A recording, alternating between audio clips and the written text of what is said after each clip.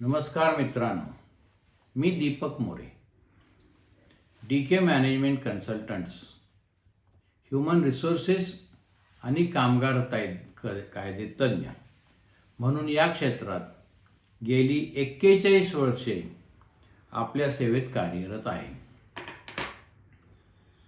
आतापर्यंत लाखो लोकांना मार्गदर्शन केलेलं आहे. आता ऑनलाईनचा जमाना आहे म्हणून मीही विचार केला की आता लहानापासून सिनियर सिटीजनपर्यंत सर्वजण आता ऑनलाईन शिकण्याचा प्रयत्न करत आहेत.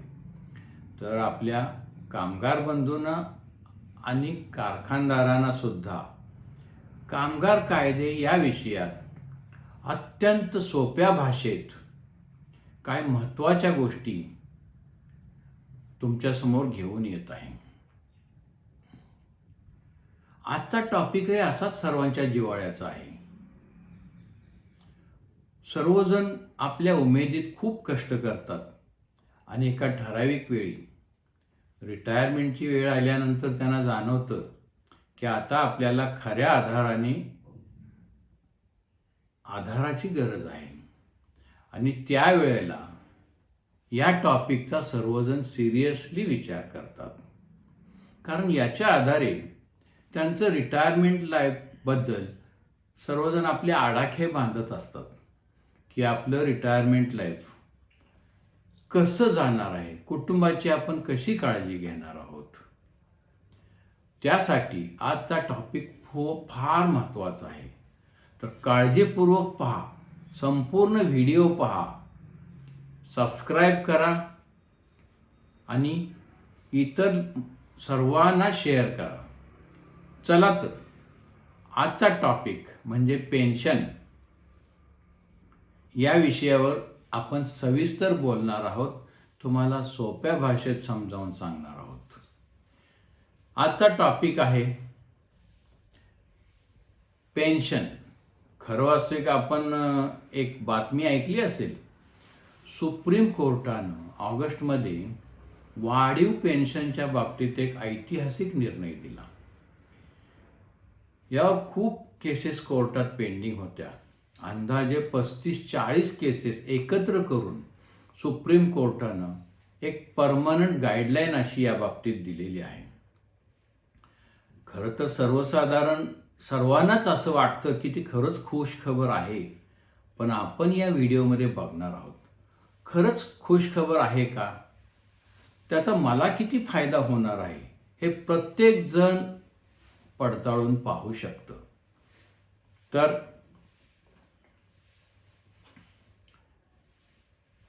ऑगस्टमध्ये हा निर्णय दिलेला आहे. तर पूर्वी या निर्णयाच्या अगोदर EPF वेतन म्हणजे बेसिक व महागाई भत्ता धरून कमाल मर्यादा अगदी सुरुवातीला 300 रुपये प्रति महिना होती. ती वाढत 2014 मध्ये 15,000 झाली.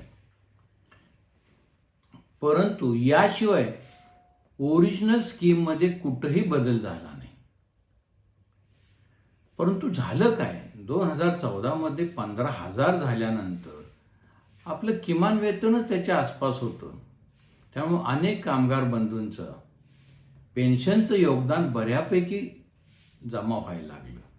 परंतु जी लोक रिटायर झाली त्यांना त्या प्रमाणात पेन्शन मिळत नव्हती. म्हणून अनेक उत्साही सभासदांनी प्रॉव्हिडंट फंडाकडे तक्रारी केल्या, आपल्या मालकाकडे तक्रारी केल्या, काही लोक कोर्टातही गेले. अशा अनेक तक्रारी सुप्रीम कोर्ट म्हणजे भारताचं सर्वोच्च न्यायालय इथं पेंडिंग होत्या. त्या सर्व तक्रारी सुप्रीम कोर्टाने एकत्र करून हा निर्णय दिलेला आहे. तर सुप्रीम कोर्टाने हे खूप व्यवस्थित असं जजमेंट आहे, परंतु मी तुम्हाला थोडक्यात पण महत्त्वाचं समजावून सांगणार आहे. हे खरं आहे की वाढीव पेन्शन बाबतीत सुप्रीम कोर्टानं नक्कीच गाईडलाईन दिलेली आहे. ते कसं आणि कोणाला मिळू शकतं हे खरं फार महत्त्वाचं आहे. खालील नमूद केलेल्या अटी पूर्ण करणारे सभासद वाढीव पेन्शन मिळण्यास पात्र होऊ शकतात. आता काय आहेत ह्या अटी? पहिली अट, ज्या तारखेला पेन्शन योजना सुरू झाली किंवा ज्या तारखेपासून EPF वेतन कमाल मर्यादा वाढली तेव्हापासूनच्या नोकरीच्या कालावधीचा विचार होऊ शकतो. तुम्हाला असं वाटेल की या अटी बऱ्यापैकी सिमिलर आहेत, साधर्म्य आहे, पण तसं नाही, यात बारकावे आहेत. आपण ते समजून घेणारच आहोत. दुसरी अट अशी आहे, तसेच मालक व सभासद पूर्ण पगाराच्या म्हणजे सिलिंग लिमिटच्या वरील पूर्ण पगाराचा विचार करून योगदान दिले तर त्या बाबतीत सुद्धा वाढीव पेन्शन मिळण्यास सभासद पात्र होऊ शकतो. पण हे इतकं सोपं नाही, कारण त्यासाठी खूप कागदपत्रांची गरज आहे. काय कॅल्क्युलेशन करून पैशाची गरज भासू शकते परत डिपॉझिट करण्याची. आणि तिसरी अट, ज्या तारखेपासून सिलिंग वेतनात वाढ झाली अशा तारखेपासून जर अगोदरचे वाढीव योगदान जर मालक व सभासद यांनी एकत्र मान्य करून त्यांच्या योग्य त्या विवरणपत्रात भरून दिलं तर त्याच्यावर प्रॉव्हिडंट फंड विचार करणार आहे व तुम्ही जर सर्व अटी पूर्ण केल्या तर तुम्ही पात्र होऊ शकाल. आता मी जसं म्हटलं की 3 अटी दिलेल्या आहेत, त्या तिन्ही अटींचं आपण स्पष्टीकरण पाहू. पहिली अटीचं स्पष्टीकरण, संबंधित कर्मचाऱ्यांनी पेन्शन योजनेच्या कलम 11(3) तरतुदीचा लाभ देण्यापूर्वी त्यांच्या भविष्य निर्वाह निधी खात्यातून घेतलेल्या किंवा काढलेल्या अशा सर्व रकमांचा फेरविचार करून योग्य त्या प्रकारचे विवरण EPFOला सादर केल्यानंतरच संबंधित कर्मचाऱ्याच्या वाढीव पेन्शनविषयी विचार केला जाईल. तुमच्या लक्षात आलं असेल, कारण जर तुम्ही काय ॲडव्हान्स काढलेला असेल मुलीच्या लग्नासाठी, मुलांच्या लग्नासाठी किंवा हॉस्पिटलसाठी, तर ते सर्व तुम्ही परत करणं अपेक्षित आहे, तरच तुम्हाला वाढीव पेन्शनचा विचार होऊ शकतो. दुसरं स्पष्टीकरण पाहूया आपण. सर्वोच्च न्यायालयाने हेही स्पष्ट केले आहे की सामील होण्याच्या म्हणजे पेन्शन योजनेत सामील होण्याच्या पर्यायाचा वापर करण्याची तारीख ही कट-ऑफ तारीख नमूद करत नाही.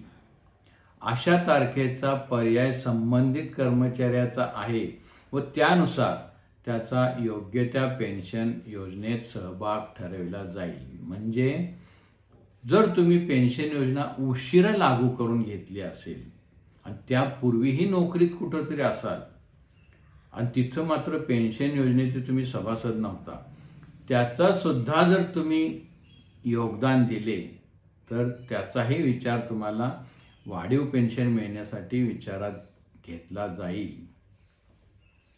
आणि तिसरं स्पष्टीकरण असं आहे की पेन्शन योजना सप्टेंबर 14 या आधारे सुप्रीम कोर्टानं सभासदांचं वर्गीकरण केलेलं आहे. ते काय वर्गीकरण आहे फार महत्त्वाचं आहे, काळजीपूर्वक ऐका, समजून घ्या. ज्या कर्मचाऱ्यांनी 1995 योजनेच्या तरतुदीनुसार पर्यायाचा वापर केला आणि सप्टेंबर 2014 रोजी सुद्धा ते सेवेत आहेत, असा एक सभासदांचा क्लास वेगळ्या वर्गीकरणात घेतला जाईल. म्हणजे जे जुन्या पेन्शनलाही मेंबर होते आणि पर्यायाने नंतर 1995च्या स्कीमनंतर जसजशा स्लॅब वाढत गेल्या त्याचाही मेंबर आहेत 2014 रोजी.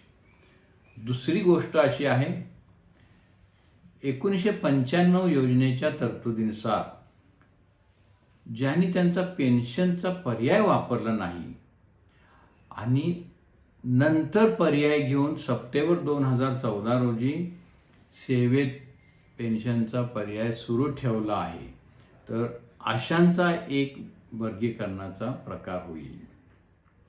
तिसरं वर्गीकरण असं आहे, 1995च्या पेन्शनच्या स्कीमच्या अंतर्गत त्या योजनेचा पर्याय न वापरता सप्टेंबर 2000 पूर्वी सेवानिवृत्त झालेले काही कर्मचारी सुद्धा आहेत की त्यांनी पेन्शनचा पर्याय कधी वापरलाच नाही.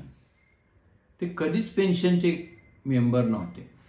असे सभासद सुद्धा पाठीमागं जाऊन जर योगदान देणार असतील त्यांचं व मालकाचं, तर त्यांचाही विचार होईल. समजून घ्या, फार महत्त्वाच्या गोष्टी आहेत. आणि चौथी गोष्ट अशी आहे की याच योजनेच्या अंतर्गत पर्याय वापरून सप्टेंबर 2014 पूर्वी जे कर्मचारी निवृत्त झालेले आहेत त्यांचा सुद्धा एका स्पेसिफिक वर्गीकरणात विचार होऊ शकतो. म्हणजे त्यांनी सुद्धा जर ॲप्लिकेबल असलेल्या अटींची पूर्तता केली तर त्यांना सुद्धा वाढीव पेन्शनचा मार्ग मोकळा होऊ शकतो. हे वाटायला खूप सोपं आहे, म्हणूनच मी सुरुवातीला म्हणलं ही खरंच खुश खबर आहे का? तर याचा आम्ही पूर्ण अभ्यास करून आमच्या तज्ज्ञांच्या मेंबर्सनी काही निरीक्षणं नोंदवलेली आहेत योजनेबद्दल आणि जजमेंटबद्दल. तर पहिलं निरीक्षण फार महत्त्वाचं आहे की ही योजना 1952 पासून आहे, परंतु त्या मूळ योजनेत कुठंही त्यांनी बदल केलेला नाही. मूळ योजना तशीच आहे, फक्त वेळोवेळी वेतनाच्या मर्यादेत त्यांनी बदल केलेला आहे. दुसरं निरीक्षण असं आहे, 2014 पूर्वी पेन्शनविषयी फार चर्चा होत नव्हती, कारण संबंधितांचे योगदान फार कमी होते, कारण सिलिंगचे वेतन हे कमी होते. म्हणून मालक किंवा सभासदांनी कोणीच याविषयी फार चर्चा केली नाही.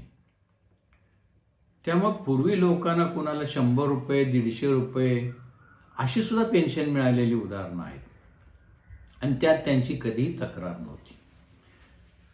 तिसरं निरीक्षण असं आहे, 2014 जेव्हा EPF वेतनाच्या कमाल मर्यादेत वाढ केली त्यामुळं 15,000 सभासदांचे 8.33च्या दराने एक बऱ्यापैकी रक्कम योगदान म्हणून प्रॉव्हिडंट फंडाला जमा होऊ लागली.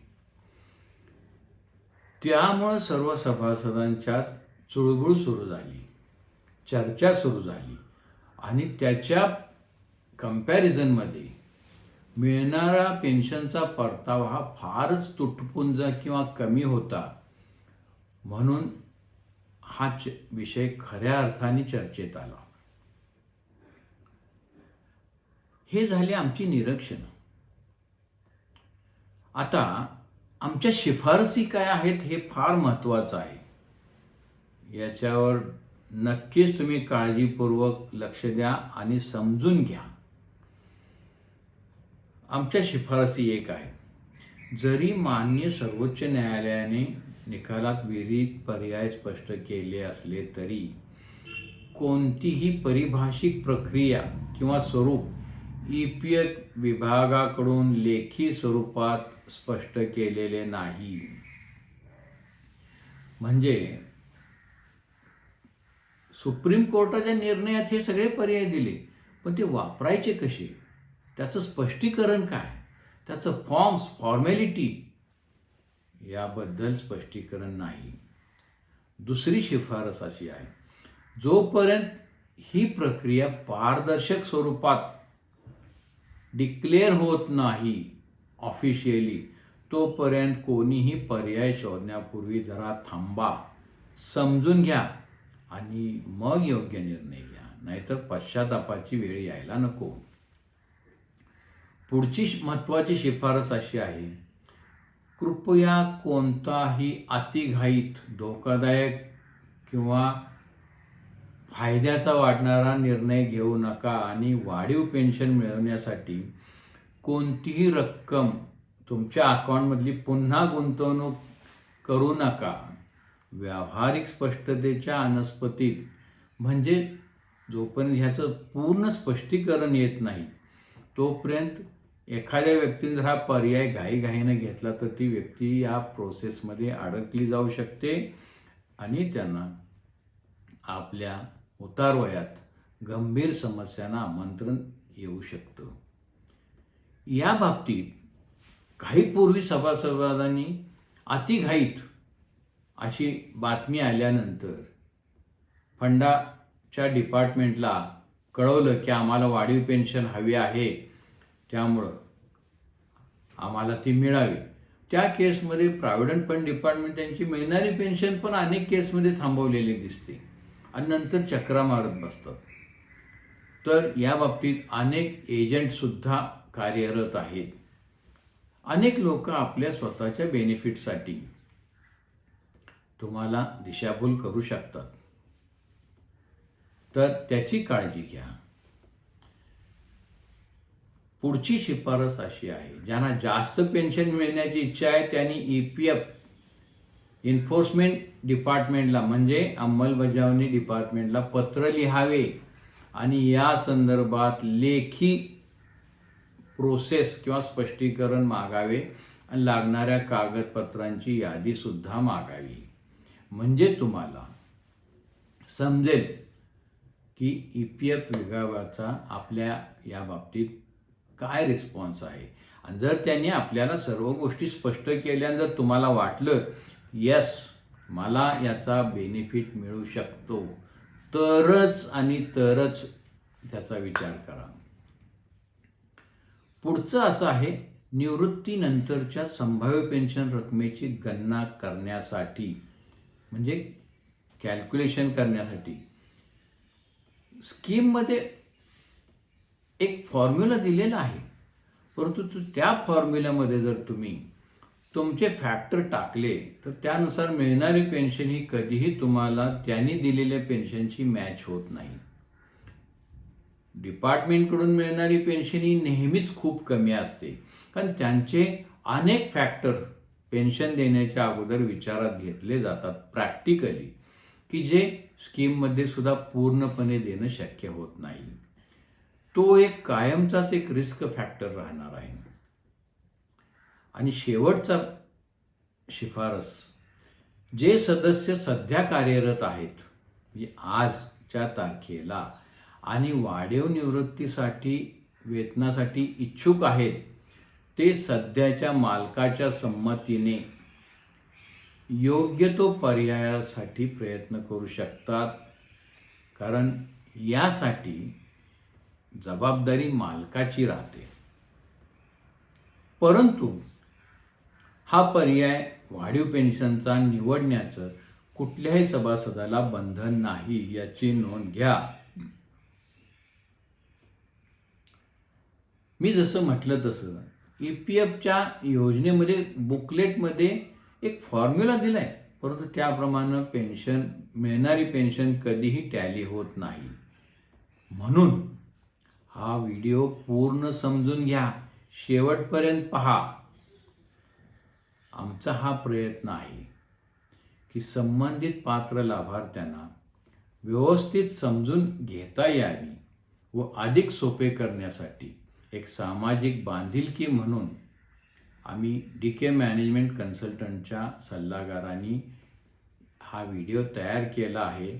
आणि हा व्हिडिओ कायद्याच्या चौकटीत आम्ही करण्याचा खूप प्रयत्न केला आहे. परंतु हे शेवटी आपलं इंटरप्रिटेशन आहे, यामध्ये काहीही चर्चा किंवा वेगळं मत असल्यास प्रत्येकाने सुप्रीम कोर्टाचं जे मूळ जजमेंट आहे त्याचाच आधार घ्यावा आणि योग्य तो निर्णय घ्यावा. आमचे पहिल्यापासूनचे अनेक चॅनेल इंग्लिशमध्ये अशा अनेक विषयावर ऑलरेडी आमच्या चॅनेलमध्ये आहेत, तर ते सर्व पाहण्यासाठी आठवणीनं सबस्क्राईब करा. सबस्क्राईब करायला तुम्हाला शुल्क नाही, हे विनाशुल्क आहे आणि एकदाच करा. तुमच्या कलिगना शेअर करा, तुम्ही स्वतः लाईक करा. कमेंट सेक्शनमध्ये तुमचे शंका असेल तर लिहा. माझा मोबाईल नंबर पण दिलेला आहे. अगदी तुम्हाला गरज असेल तर मोबाईलवर फोन करून माझ्याकडून मार्गदर्शन घ्या.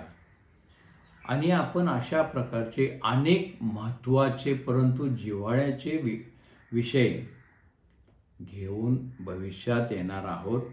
तर अवश्य पहा. कृपया आपण सुरक्षित राहा, कुटुंबाची काळजी घ्या. पुढचा व्हिडिओमध्ये परत आपण भेटू. धन्यवाद.